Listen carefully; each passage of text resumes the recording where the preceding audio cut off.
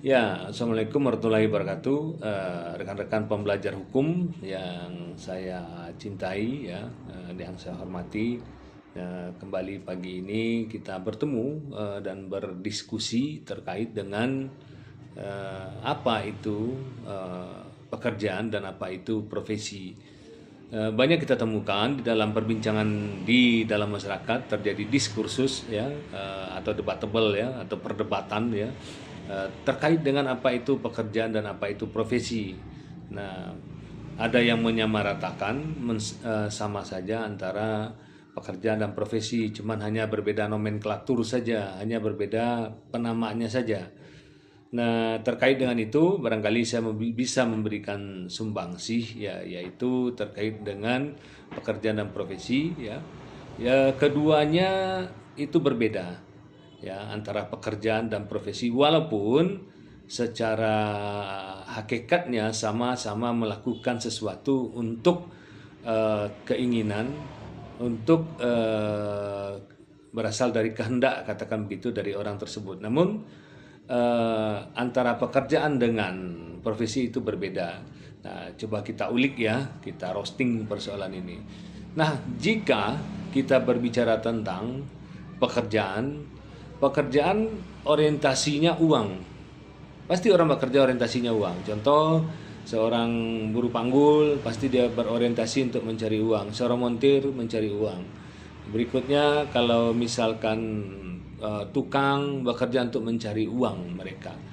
Nah, apabila profesi, katakanlah di sini profesinya seorang notaris, seorang pengacara, ya. Kalau pengacara belum tentu orientasinya uang. Tidak semua, karena ada banyak sekali pengacara yang menggratiskan sebuah perkara untuk tidak dimintai jasanya. Termasuk saya sendiri. Ya, ada beberapa perkara yang saya tidak minta jasa saya. Ya, jadi orientasinya tidak uang, ya. Macam-macam nanti kalau misalkan apa namanya seorang pelukis, katakan begitu profesinya, dia membuat sebuah lukisan, mau laku nanti, mau tidak laku, bahkan mungkin tidak dijual, dia cuma dia lihat saja. Jadi tidak selalu orientasinya uang. Nah, berikutnya, perbedaan berikutnya, kalau pekerjaan itu tidak ada kode etik. Artinya bukan mereka tidak punya etika, bukan begitu maksudnya. Jadi tidak ada standar kode etik yang mengatur bagaimana seorang pekerja melakukan pekerjaannya. Contoh, ketika kita melihat misalkan apa namanya tukang, dia bekerja dengan celana pendek, buka baju sambil merokok, katakan begitu, ya, nggak ada masalah, ya, dari not problemnya nggak ada masalah. Coba kalau misalkan itu dikerjakan seseorang yang mempunyai profesi sebagai hakim, mungkin barangkali profesi hakim, dia menyidangkan seseorang sambil buka baju, celana pendek dan merokok pula, mungkin saudara akan lari, dan saya pastikan itu tidak pernah bertemu. Begitu juga seorang advokat melayani kliennya buka baju barangkali, ya, pakai celana pendek saja, nggak mandi, dan saya juga pastikan itu nggak akan ketemu, ya. Orang juga nggak mau ketemu seperti itu, ya, berarti nggak normal. Nah, ada etika di situ.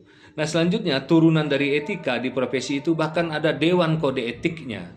Maksudnya apa? Ketika seseorang yang berprofesi, misalkan profesi hukum, ya, dalam melaksanakan tugasnya melanggar kode etik, bisa saja itu dilaporkan dan ditindak oleh dewan kode etik, yang bermuara resultannya atau resultantenya adalah bisa saja kalau advokat itu kartu advokat, kartu tanda advokatnya sebagai izin bisa beracara mendampingi seseorang baik litigasi maupun non litigasi, ya, di dalam dan luar pengadilan, itu dicabut dan dia tidak bisa berprofesi sebagai advokat lagi, ya.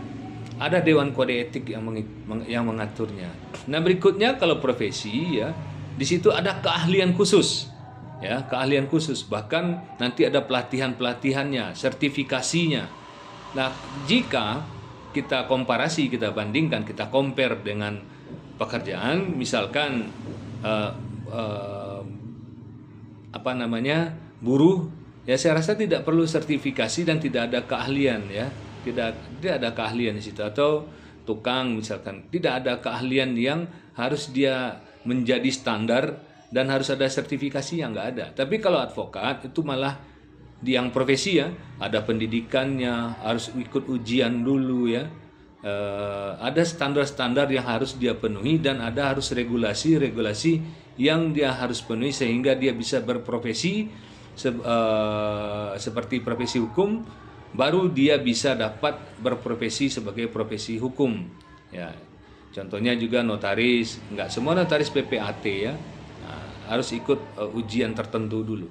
Jadi ada sertifikasi dan ada keahlian khusus. Nah berikutnya terkait dengan perbedaan antara pekerjaan dengan profesi.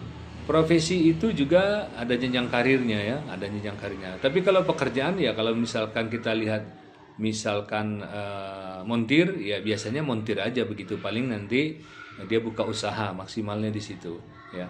Nah itulah sepintas yang secara kasat mata ya bisa dilihat antara apa itu yang dimaksud dengan profesi dan apa itu pekerjaan, dan di mana barrier, di mana perbedaan keduanya. Jadi jelas dan tegas 120% ada perbedaan, jadi tidak sama saja.